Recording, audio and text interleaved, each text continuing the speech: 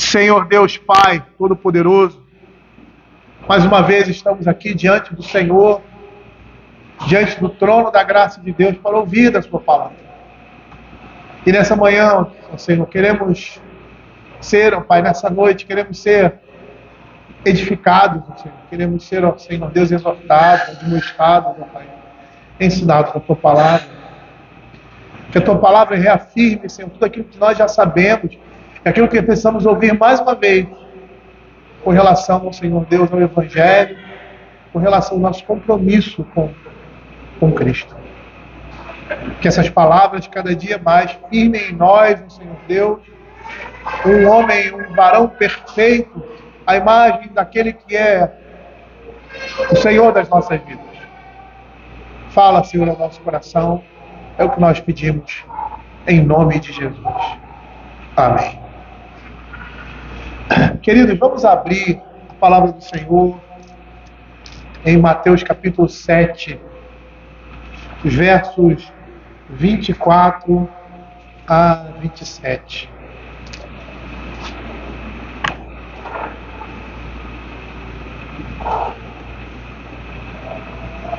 E como nós falamos anteriormente, essas pregações que antecedem as minhas férias, né, serão pregações pontuais, né, nós não daremos continuidade à exposição, voltando à exposição de Marcos no nosso retorno. Diz assim a palavra do Senhor, Mateus capítulo 7, verso de 24 a 26. Todo aquele, pois, que ouve as minhas palavras e as pratica, será comparado a um homem prudente que edificou a sua casa sobre a rocha.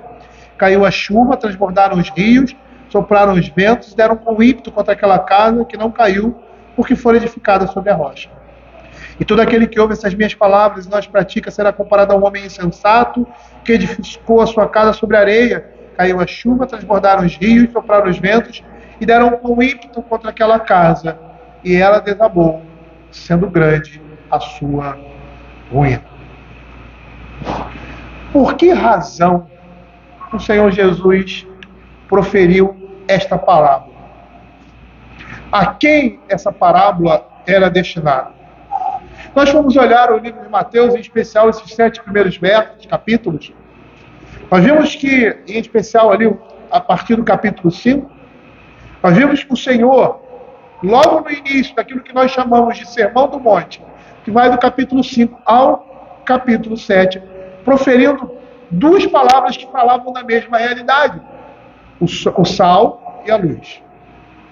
Jesus traça ali o perfil dos cidadãos do reino, as suas bem-aventuranças nos versos anteriores, e naquelas duas parábolas representou a relação deles com esse mundo, chamando os seus discípulos de sal e de luz. Com essas duas parábolas, o Senhor Jesus queria admoestar esses discípulos para que pudessem ser realmente o que se esperava deles. Porque se eles fossem como deveriam ser, seriam um bom sal, temperando esse mundo e carregando a luz do Evangelho para que os homens pudessem ver e crer no poder da cruz. Agora, em estreita relação com o que havia dito imediatamente, ou melhor, anteriormente, nos versos, capítulo 7, do verso 13 ao verso 23, nosso Senhor Jesus conclui o Sermão do Monte com essa parábola, a parábola dos dois fundamentos. E Jesus mostra que por meio dessa parábola, que apenas ouvir as palavras de Cristo não nos fará felizes ou bem-aventurados. Devemos tomar uma séria decisão de praticar aquilo que ouvimos, pois se ouvimos e praticamos, seremos abençoados. Os homens mencionados nessa parábola são dois construtores. E nós podemos dizer que isso aqui é uma metáfora. Por quê? Porque viver significa construir ou edificar alguma coisa. Cada ambição que o homem alimenta em seu coração, cada pensamento que ele concebe, cada palavra que ele pronuncia, cada obra que faça, representa, por assim dizer, um tijolo dessa construção. E assim a estrutura desse edifício de sua vida se ergue e se manifesta. Mas perceba aqui que nem todos os construtores são iguais. Alguns são sábios e prudentes, outros são insensatos e tolos. E Jesus, nessa parábola, primeiramente, ele fala do homem sábio que construiu a sua casa, ele constrói a sua casa sobre a rocha. É o verso 24. Em seguida, menciona sobre a prova a qual a casa foi submetida. Verso 25, que caiu a chuva, transbordaram os rios. Em último lugar, Jesus fala do resultado dessa prova e a razão para esse resultado, porque fora edificada sobre a rocha. Mas ele segue essa mesma sequência com respeito ao homem insensato e a casa que ele construiu nos versos 26 e 27. E quando nós olhamos essa realidade aqui, é interessante observar que há apenas dois tipos de construtores. Não há 3 tipos, nem 4 tipos ou nem 5 tipos. Há 2 tipos. E esses 2 tipos formam um contraste notável. Não existe no Evangelho, e acho que nada, em cima do muro. Aqueles que estão em cima do muro, na realidade, estão do outro lado. Não existe esse terceiro espaço na vida do homem. Ou ele é uma coisa, ou ele é outra. E é interessante que no Evangelho de Mateus, todo o tempo o Senhor está mostrando essa realidade, dividindo os homens em 2 classes. E isso é muito notório em Mateus. Perceba aqui comigo, capítulo 6, verso 22 e 23, nós temos aqui 2 tipos de pessoas. São os olhos, a lâmpada do corpo. Se os olhos forem bons, todo o teu corpo será luminoso. Se os olhos forem maus, estará em trevas. 2 condições. Capítulo 7, verso 13 e 14, nós temos aí, mais uma vez, 2 distinções. Aqueles que entram pela porta estreita e aqueles que entram pela porta larga. No verso 17 em diante, no capítulo 7, nós vemos também 2 tipos de pessoas, a árvore boa e a árvore ruim. E nós vamos perceber que no livro de Mateus, vamos dizer assim, essa divisão, ela sempre vai aparecer. Por quê? Porque Jesus está constantemente dividindo os homens em 2 tipos de classe. Não existe uma terceira. Como nós vemos em Provérbios, é o sábio e o justo, o prudente e o insensato, é o piedoso e o impiedoso, é o penitente e o impenitente. Matthew Henry fala desses 2 tipos de homens em seu comentário, quando ele diz assim: aqueles que ouviram as palavras de Cristo foram divididos em 2 grupos.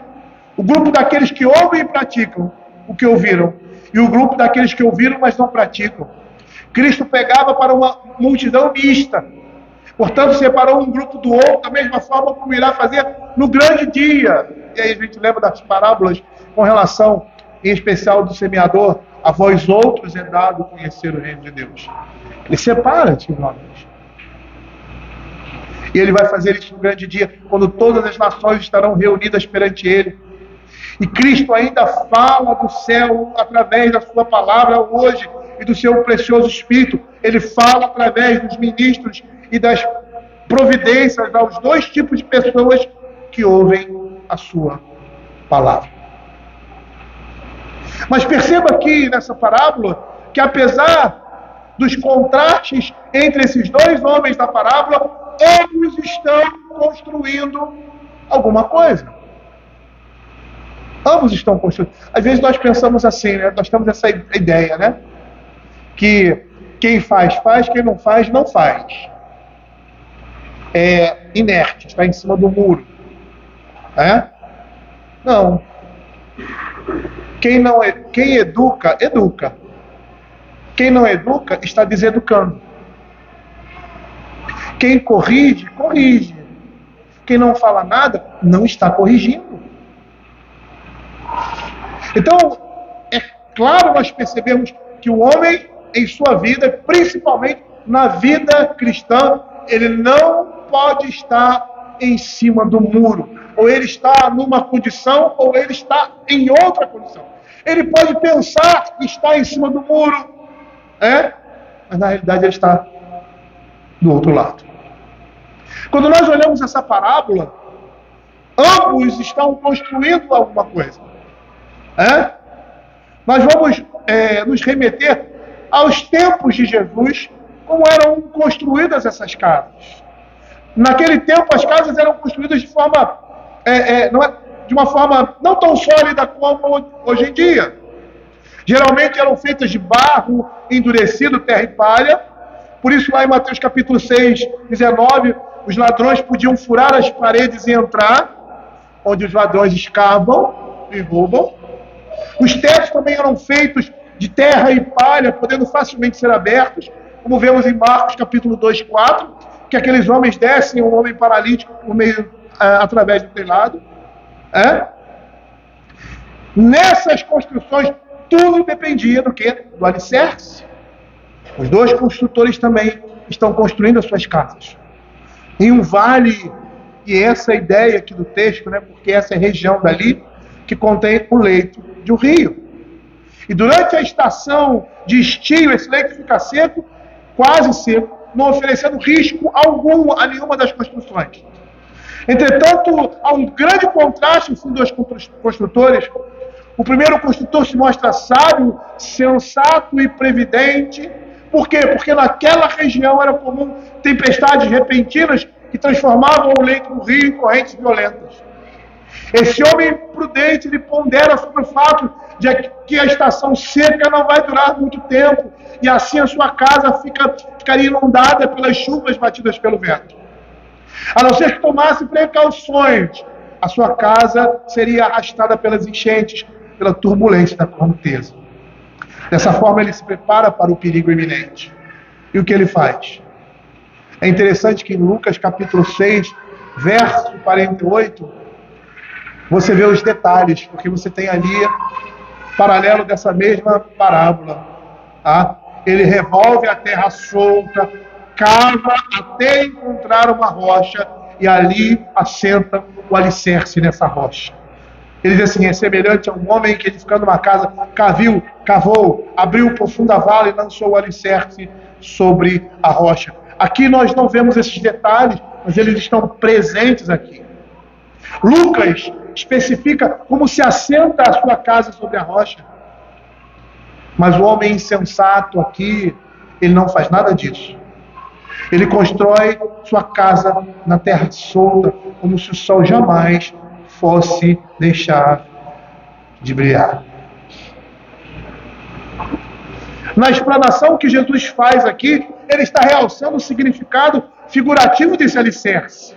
Esse alicerce em que se constrói um edifício, uma vida, são as palavras de Deus, são as suas palavras. Dentro do contexto de Mateus aqui, Jesus estava se referindo a tudo que foi ensinado no Sermão do Monte, e o capítulo 7 desses versos dá a conclusão final. E podemos dizer, sem medo de errar, que todas as palavras que procedem da boca de Cristo e foram dirigidas ao homem é o que está em voga aqui.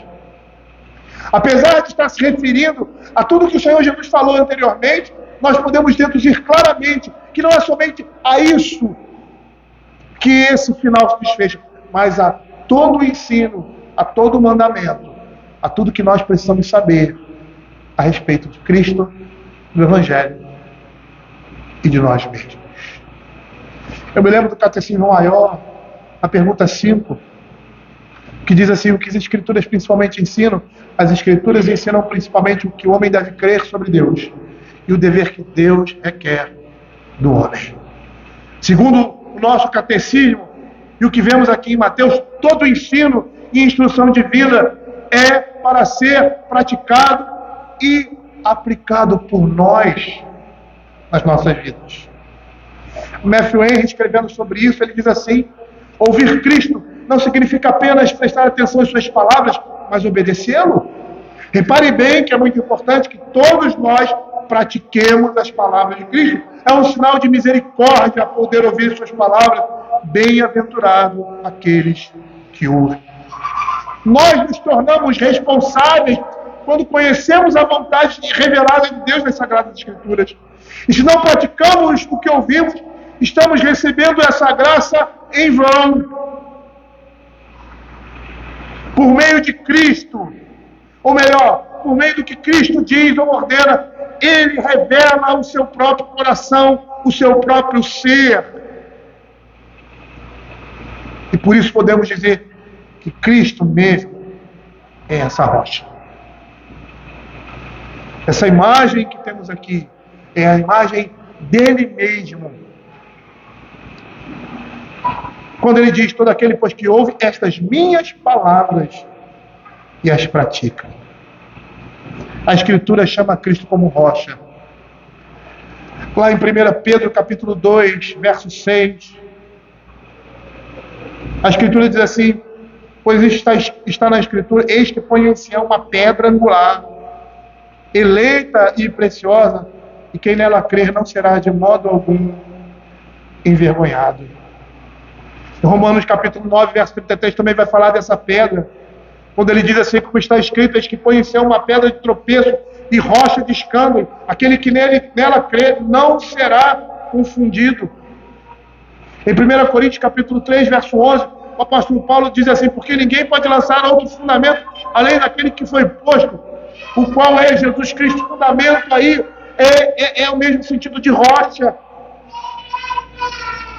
Percebam que temos aqui como fundamento alicerce seguro na parábola, as instruções que o Senhor Jesus nos dá a partir do contexto imediato do capítulo 5, verso 17. A respeito do adultério, do homicídio, os juramentos, a vingança, do amor ao próximo, a prática da justiça, como se deve dar esmolas, como se deve orar, como se deve jejuar, atitude de coração no serviço religioso, sobre a ansiedade por coisas materiais, por juízo temerário, por fim. Todas essas coisas deveriam pautar a vida dos discípulos do Senhor Jesus, segundo o seu ensinamento. E esse fundamento que estava sendo dado ali representava o próprio caráter de Cristo. E aí, diante disso, nós poderíamos dizer que praticar as palavras de Cristo seria se abster conscientemente dos pecados que Ele proíbe e executar os deveres que Ele exige. Nossos pensamentos e sentimentos, nossas palavras e atos, à disposição da nossa mente, o curso das nossas vidas, devem estar em harmonia com o Evangelho da graça de Deus. É nossa obrigação nos moldar o Evangelho. E é isso que Deus exige de nós. Matthew Henry fala sobre isso também. Ele diz assim: todas as palavras de Cristo, não só as leis que Ele promulgou, mas também as verdades que revelou, devem ser praticadas por nós. Elas representam um exemplo, não só para os nossos olhos, mas também para os nossos pés. E foram destinadas não só a esclarecer nossos julgamentos, mas também a transformar o nosso coração e a nossa vida. Ao vivermos por meio dessas instruções, das instruções bíblicas, da vontade de Deus, colocando em prática os seus mandamentos, nós somos transformados pela palavra que opera em nós. É por meio do exercício da fé, por meio da prática das virtudes de Cristo em nossa vida, no nosso dia a dia, que nós nos enchemos dele. Que nós somos transformados pela palavra de Deus. Às vezes nós pensamos que essa transformação se dá pura e simplesmente de dentro para fora. E é uma realidade. Mas no momento em que você está vivendo a vida cristã com fé e integridade, você está sendo transformado pela ação do Espírito Santo, cada dia mais, e conformado à imagem de Cristo.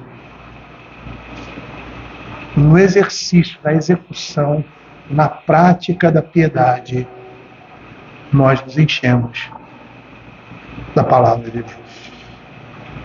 E é isso que o apóstolo Paulo vai dizer claramente em Efésios capítulo 5, versos 18 a 21, quando ele diz assim: não vos embriagueis com vinho, no qual há dissolução. E eu não sei se eu já expliquei, mas que eu já expliquei isso aqui.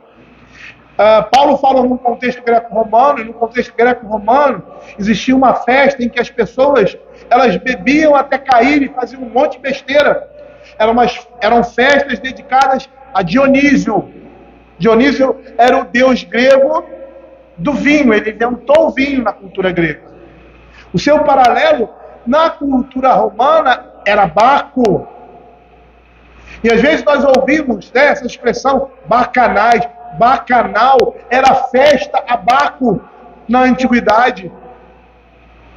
E essas festas, elas eram regadas a bebida, as pessoas se entregavam e faziam todo tipo de torpeza.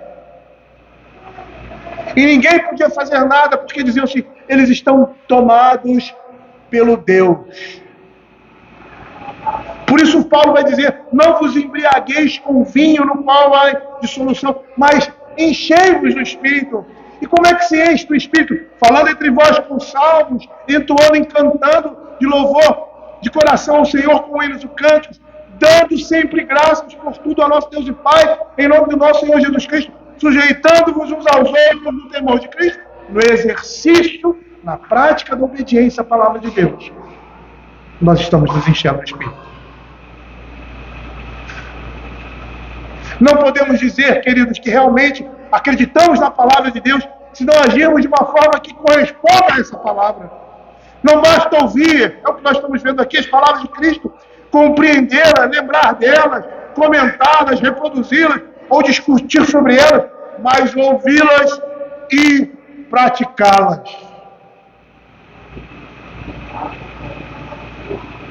Tiago, capítulo 1, verso 21, ele vai falar muito claro a respeito disso. Ele diz assim: mas aquele que considera atentamente a lei perfeita, a lei da liberdade, e nela persevera, não sendo ouvinte negligente, mas operoso praticante, esse será bem-aventurado no que realizar.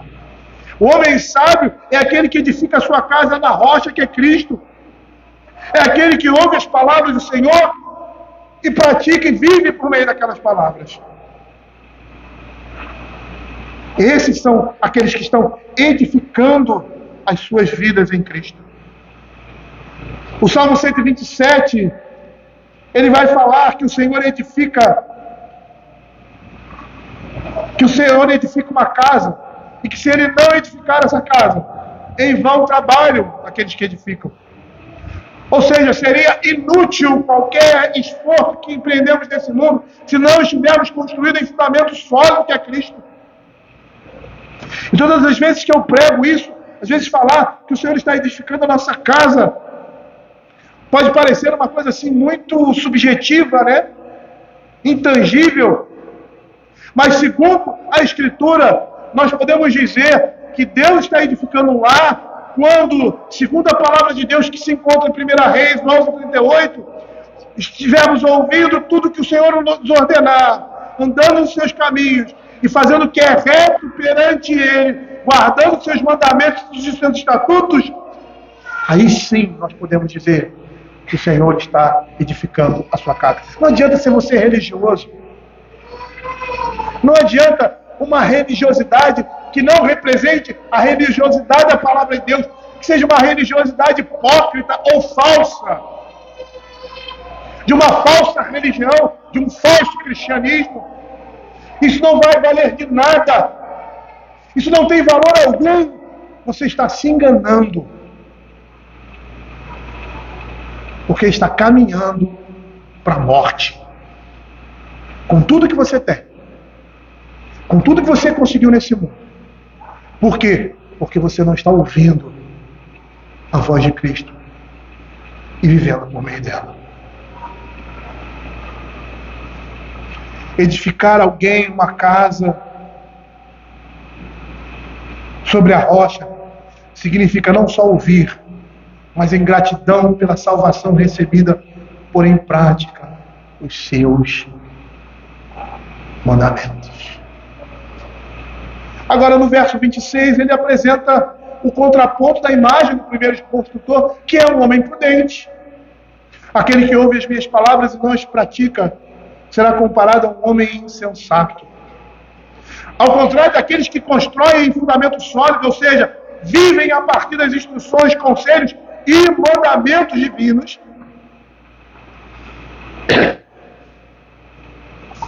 nós temos aqueles que ouvem as palavras de Cristo, mas não as praticam.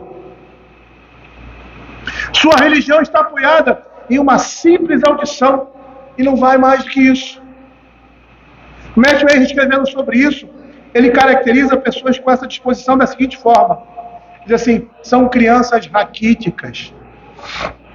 Sua cabeça está repleta de noções vazias e de opiniões indigestas, enquanto suas juntas são fracas, pesadas e lânguidas. Eles não podem se movimentar, nem se importam em praticar nenhum dever útil. Ouvem as palavras de Deus como se quisessem conhecer os seus caminhos, como se fossem pessoas justas, mas não estão dispostas a colocarem-nas em prática. Existem dois textos da Escritura que falam muito especificamente sobre isso. Abra Ezequiel capítulo 33, versos 30 a 32. Veja que esse é o problema aqui de Israel. Veja o que a Escritura está dizendo. Ezequiel 33, 30 a 32. Quanto a ti, ó filho do homem, os filhos do teu povo falam de ti junto aos muros, nas portas das casas. Falam um com o outro, cada um a seu irmão, dizendo: vinde, peço-vos, ouvi qual é a palavra que procede do Senhor. Eles vêm a ti como o povo costuma vir e se assentam diante de ti como meu povo, e ouvem as tuas palavras, mas não as põem em obra. Pois com a boca professam muito amor, mas o coração só ambiciona lucro. Eis que tu és para eles como quem canta canções de amor, quem tem voz suave e tange bem, porque ouvem as tuas palavras, mas não põem em obras. Veja em Isaías capítulo 58, mais uma vez fala da condição do povo de Deus ali no Velho Testamento, mostrando essa mesma realidade. Ouvintes e amantes superficiais, são admiradores das palavras do Senhor. Diz assim: clama a plenos pulmões, não te detenhas, ergue a voz com trombeta e anuncia ao meu povo a sua transgressão e a casa de Jacó os seus pecados. Mesmo neste estado, ainda me procuram dia a dia, tenho prazer em saber os meus caminhos, como o povo que pratica a justiça e não deixa o direito do seu Deus. Perguntam-me pelos direitos da justiça, tenho prazer em se achegar a Deus, dizendo: por que jejuamos nós e tu não atentas para isso? Por que afligimos a nossa alma e tu não nos leva em contas? Eis que no dia em que jejuais, cuidais dos vossos próprios interesses e exigis que se faça todo o vosso trabalho. Eis que jejuais para contendas e rixas, e para feridos com punho iníquo. Jejuando assim como hoje, não se fará ouvir a vossa voz no alto. Seria este o jejum que escolhi, que o homem um dia aflige a sua alma, incline sua cabeça, como o junco, estenda debaixo de si o pano de saco e cinza? Porque essa era uma maneira exterior de mostrar a grande tristeza por causa de um evento ou por causa do pecado. Continuando o texto, veja aqui: porventura não é este jejum que escolhi, que solte as ligaduras da impiedade, desfaça as ataduras da servidão, deixes livres os oprimidos, despedaços todo jugo? Porventura não é também que repartas o teu pão com o faminto, recolhas em casa os pobres desabrigados, e se vires o nu cubras, e não te escondas do teu semelhante? Então romperá a tua luz como a alva, a tua cura brotará sendo intensa, a tua justiça irá diante de ti, e a glória do Senhor será a tua retaguarda. Então clamarás, e o Senhor te responderá, gritarás por socorro, e ele dirá: eis-me aqui. Se tirares do meio de ti o jugo, o dedo que ameaça, falares de piolho, se abrires a tua alma faminta e fartares a alma aflita, então a tua luz nascerá nas trevas e a tua escuridão será como o meio-dia.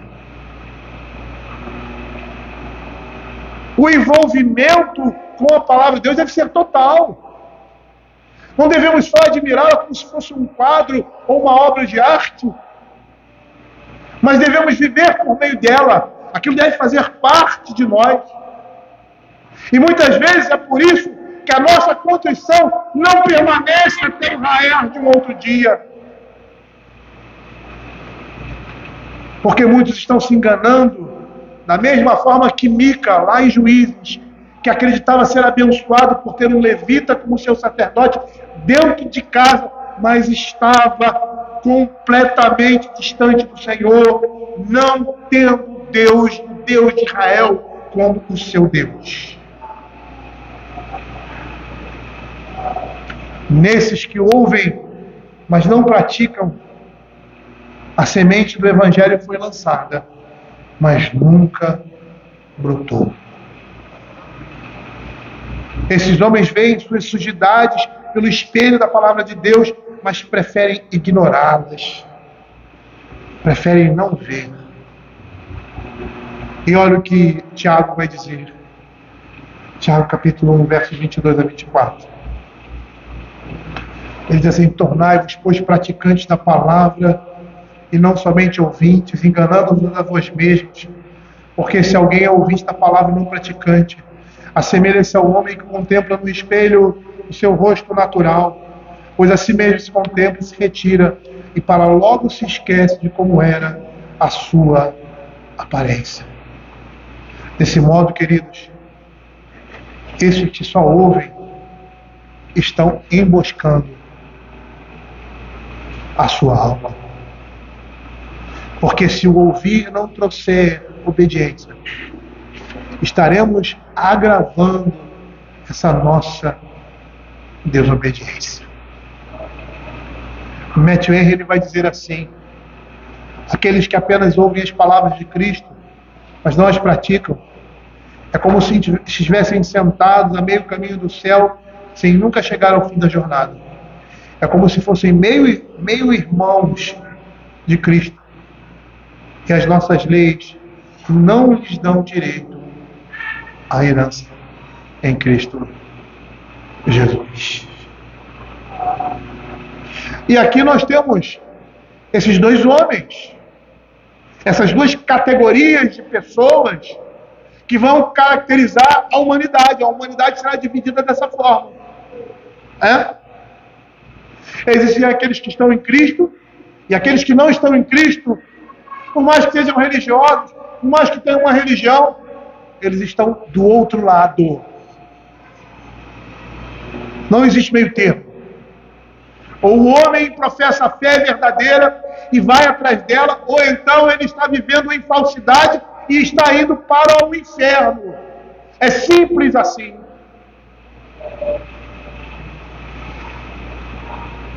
Mas veja aqui o verso 25 ainda, o verso 25 e o verso 27, que vão falar das tempestades que chegam a ambas as casas.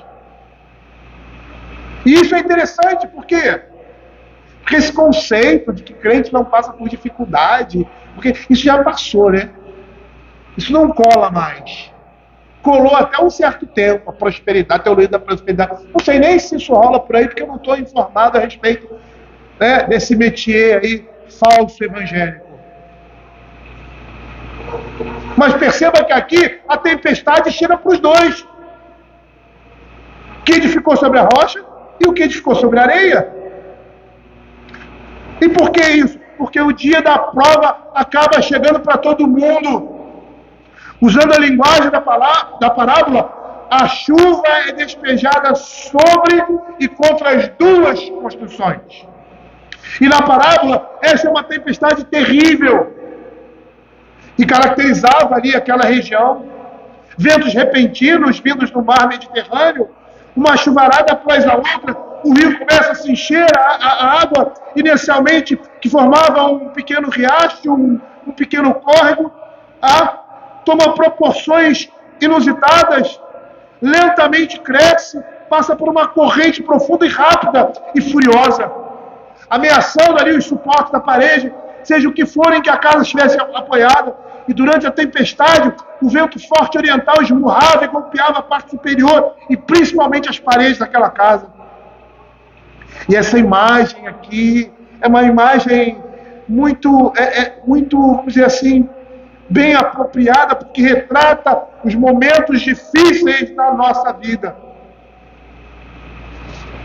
Porque são como tempestades.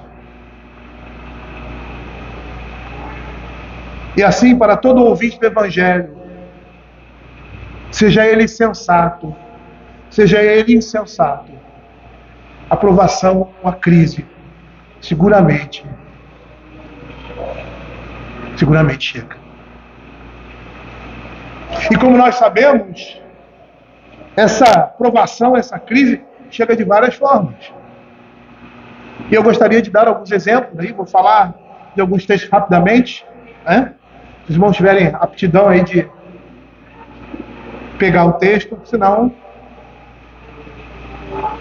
O que são essas tempestades? Ou em que formas elas chegam? Por meio de tribulações? E nós temos dois casos pontuais aqui, vários na Escritura, mas esses dois são bem destacados. A prova de Deus com relação a Abraão, que pede para que ele pegue o seu filho, o seu único filho a quem ele ama, e sacrifique no monte do Senhor. Aquele foi um tempo de prova e de grande tribulação na vida de Abraão. E como é que ele saiu dali? Ele saiu fortalecido. Jó capítulo 2, versos 7 a 10, vai contar a situação dele. E aí começa dizendo: então saiu Satanás da presença do Senhor e feriu a Jó de tumores malignos, desde a planta do pé até o alto da cabeça. E aí a sua esposa, a sua mulher, né, pragueja contra ele e contra Deus, e ele diz: falas como qualquer doida, temos recebido o bem de Deus, não serviríamos também o mal? E a Escritura diz que em tudo isso não pecou Jó com os seus lábios. Mas essas tempestades podem chegar em forma de tentações, como foi no caso de José, sentado ali pela mulher de Potifar, e que teve que sair desnudo daquela situação. Mas esse momento de grande aperto, de tribulação, de tempestade, pode ser o luto. E aí nós temos ali tanto Abraão, tanto Jacó, quanto Jó. Quando Simeão é levado ali no estratagema de José para trazer os seus irmãos para a terra do Egito e de uma certa forma testá-los. E aí eles chegam diante do pai e Jacó ainda, ilutado pela morte do seu filho, ele diz assim: tendes me privado de filhos, José já não existe, Simeão não está aqui, e de levar a Benjamim, todas essas coisas me sobrevêm. É um momento de tempestade, de grande tribulação. E Jó foi um homem que passou por essas coisas. Lá em Jó capítulo 1, versos 18 a 22, quando homens trouxeram notícias a respeito do que estava acontecendo, né? A sua ruína, a sua fortuna estava sendo totalmente destruída. E aí no verso 18 a 22, assim também eles falavam ainda, quando veio outro e disse: estão teus filhos e tuas filhas comendo e bebendo vinho em casa do irmão primogênito. Eis que levantou um grande vento do lado do deserto, deu nos quatro cantos da casa, caiu sobre eles, morreram. O luto. O próprio Estevão, que passou por um grande momento de tribulação, uma grande tempestade na sua vida. E enquanto ele era apedrejado, ele invocava e dizia: Senhor, recebe o meu espírito.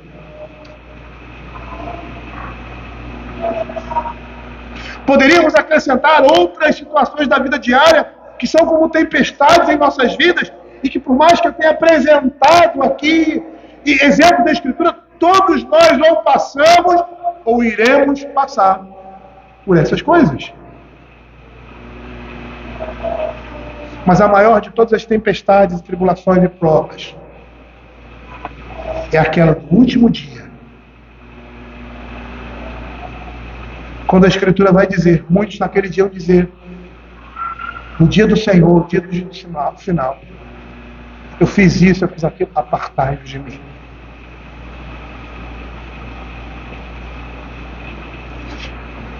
E essa chegada não pode ser evitada. Esses problemas, essas tribulações não podem ser evitados. E chegam com uma dramática rapidez. É assim que o texto da Escritura vai falar sobre o último dia.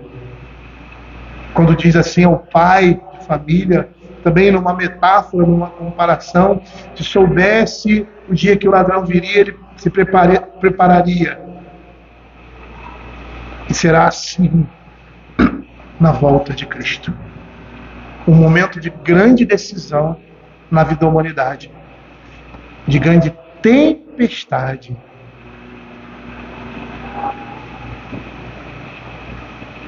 E qual foi o efeito dessa grande tribulação na vida desse homem e desses homens que nós acabamos de falar? A casa deles permaneceu de pé.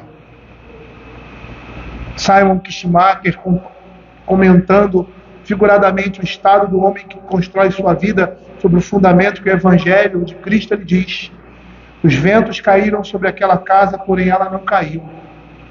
As águas torrenciais que ameaçavam não a puderam abalar. Ela resistiu aos tumultuosos embates. Ela suportou a enorme força da arremetida da correnteza. Ela desafiou o ataque furioso. Quando se viu completamente a força da tempestade, lá estava aquela casa, sem que nenhum dos elementos da natureza causasse dano. E a razão disso, ela foi edificada sobre a rocha. Por vezes pensamos que ficar de pé não seja passar por dificuldades, ser envergonhado, ser ferido, ficar adoentado, não ser morto.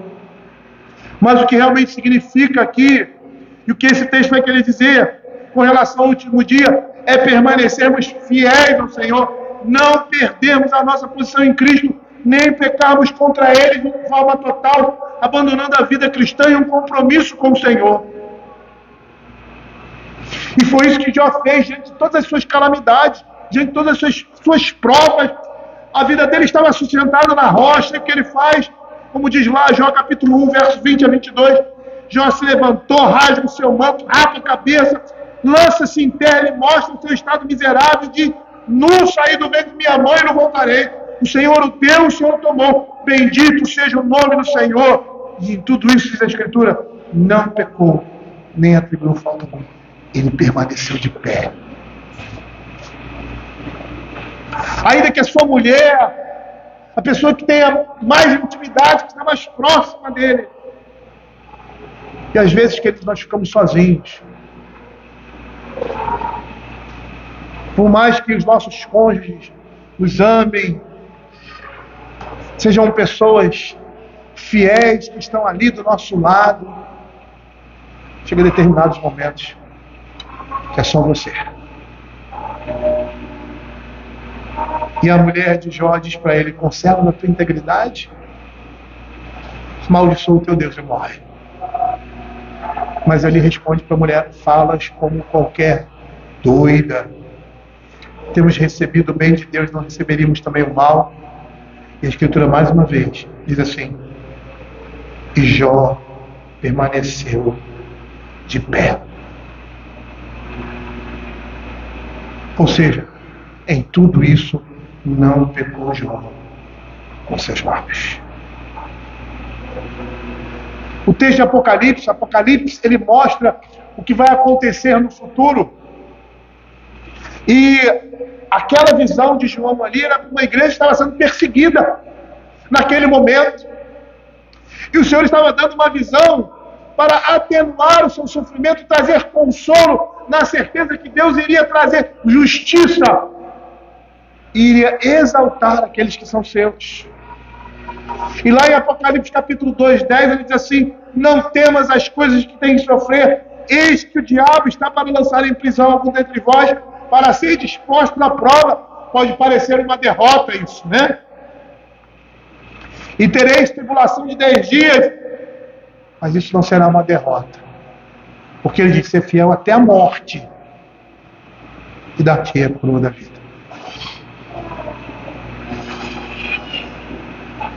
aqueles homens iam permanecer de pé. Como os crentes na carta de Hebreus.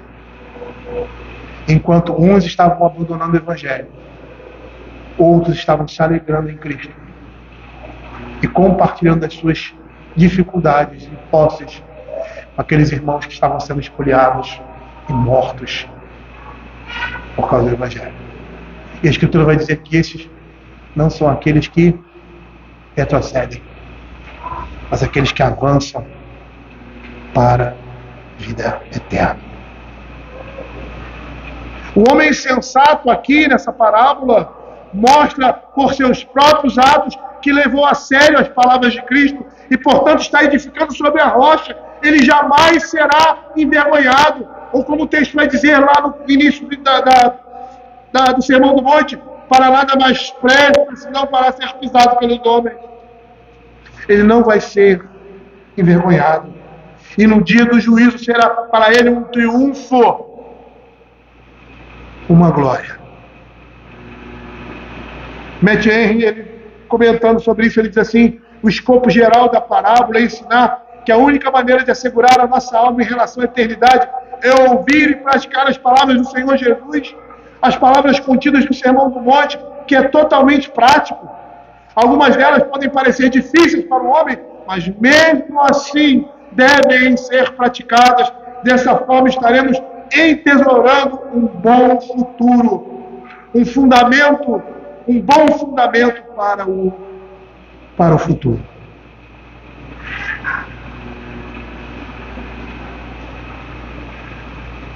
Existe uma rocha providenciada para nós, sobre a qual podemos construir as nossas vidas.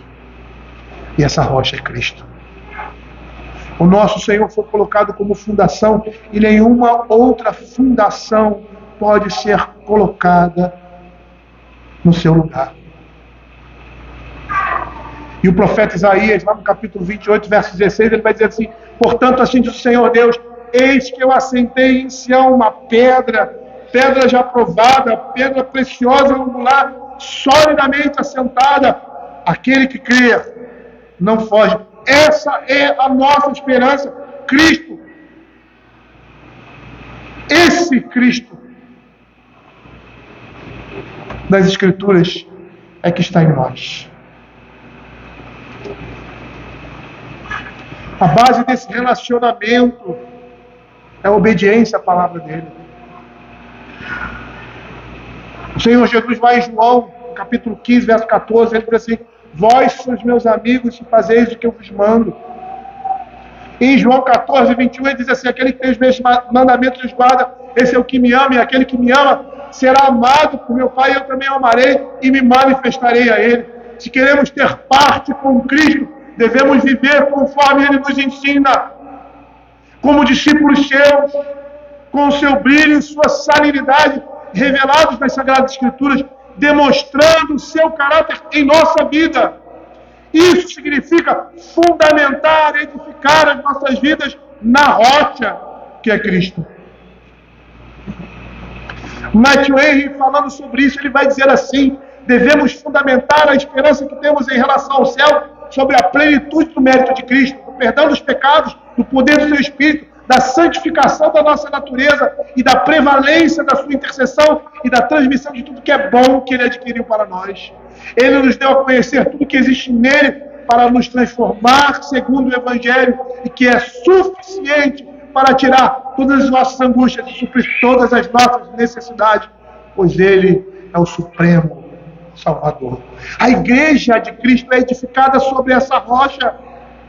Assim como todo aquele que é crente, Cristo é o único caminho para o Pai, e a obediência à fé é o único caminho para Cristo, em qual esses fundamentos estão sustentados, e nós precisamos nos revestir daquele que é tudo em todos. E esse revestimento representa a palavra, a sua vontade em nós. E nós precisamos nos despir das nossas antigas vestes e nos revestir de Cristo, como o próprio apóstolo Paulo fala em Efésios capítulo 2, versos de 22 a 25. E esse revestimento é uma obra exclusiva de Deus, que se dá por meio da obediência à sua palavra. O Senhor vai nos moldando a sua forma ao mesmo tempo em que estamos nos conformando à sua palavra.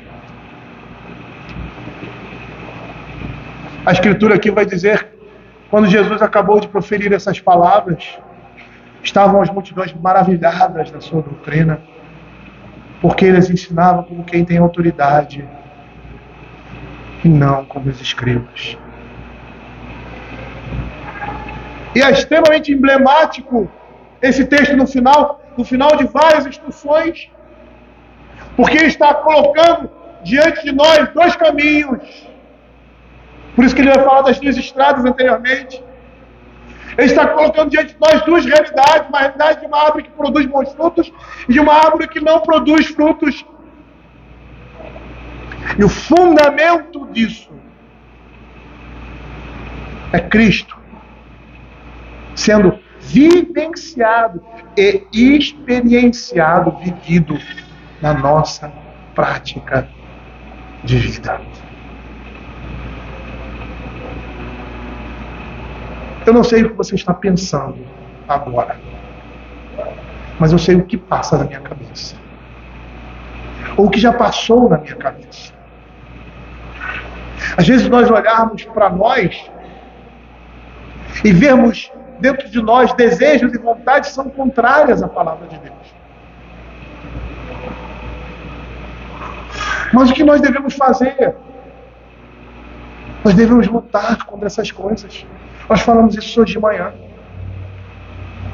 Nós devemos colocar em prática aquilo que a palavra de Deus exige de nós. Hoje vivemos num mundo onde a imoralidade, a desonestidade, a falcatrua está presente e muitas vezes nós somos levados por essas coisas, mas nós não podemos permitir de nesses momentos de tribulação e de tempestade cairmos, porque estamos sustentados na rocha, que é Cristo.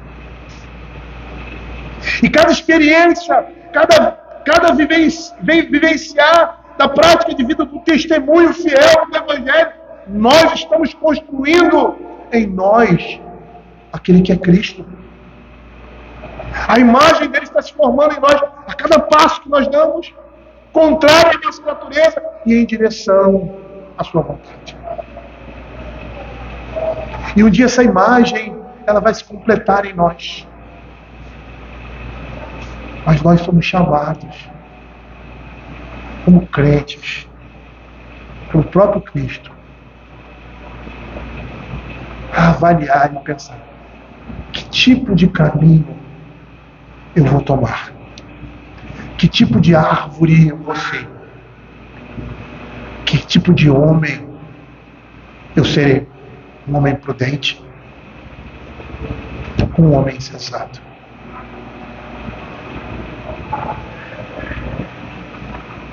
Porque no dia final, no dia da grande tribulação, da grande separação, aí nós veremos claramente as casas que permanecerão de pé e aquelas que serão completamente destruídas. E aquelas que permanecerão de pé são aquelas que foram redimidas do sangue de Cristo, que não se entregaram às suas vontades, mas lutaram contra o pecado e saíram vencedores de suas lutas. E por mais que possamos cair nesse trajeto, nessa trajetória, dar vazão ao nosso pecado, à voz que existe dentro do nosso coração corrompido, ao reconhecermos o nosso pecado, abandonarmos isso, colocarmos diante de Deus, nos tornamos mais fortes e não somos mais levados por aquilo que nos envergonhou anteriormente.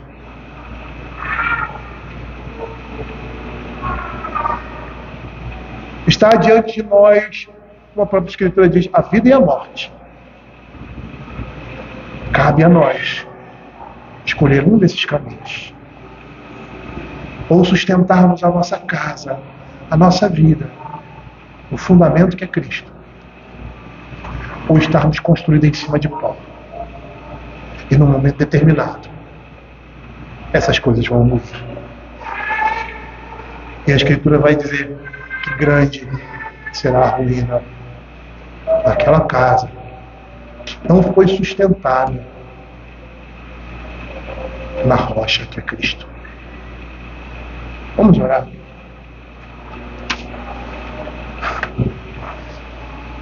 Senhor Deus, Pai, queremos te agradecer pela Tua palavra e reconhecer a Tua bondade, a Tua misericórdia para nós, pecadores. Como muitas vezes, ó Senhor, nos colocamos diante do Senhor e percebemos, ó Senhor Deus, o nosso pecado, a nossa incapacidade, Senhor Deus. A preguiça, Senhor, a leniência com relação às coisas espirituais, aos deveres, ó Pai. As ações que nós devemos ter de coragem em testemunhar do Evangelho, em testemunhar a favor da honestidade, da retidão, da santidade, da pureza. E quando nos deixamos levar por essas coisas, como essas coisas nos entristecem, Senhor Deus, e nos colocam no chão. Mas a Tua palavra diz que para nós a confissão do pecado, o perdão de Deus com relação aos nossos pecados, nos revigora e nos dá força para continuar a caminhar em santidade de vida. Senhor, fica com o Teu povo, Senhor, e faça com que possamos escolher diariamente, porque diariamente estão sendo colocadas diante de nós uma porta larga e uma porta estreita. E que por mais que nesse mundo sejamos prejudicados ou fiquemos para trás, que estejamos, ó Senhor, escolhendo a porta estreita, porque na realidade assim estaremos caminhando a passos largos para a vida eterna. Fica com o Senhor o Teu povo, Pai, é o que nós pedimos. Em nome de Jesus. Nos dá a Sua graça, Senhor, para vivermos nesse mundo, Pai, em integridade, em santidade de vida. Por isso o salmista vai dizer: contigo está o perdão para que te temam. É o que nós pedimos, em nome de Jesus. Amém.